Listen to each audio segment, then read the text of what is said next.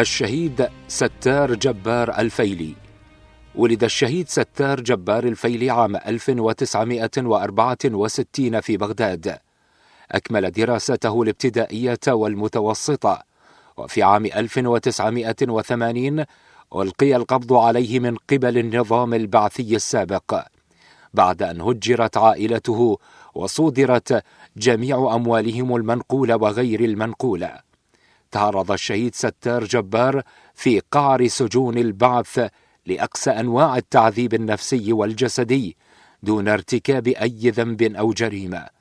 ذوو الشهيد لم يعرفوا خبر استشهاده إلى ما بعد سقوط نظام البعث عام 2003، حيث ظهر اسمه ضمن قوائم الشهداء المعدومين في المقابر الجماعية.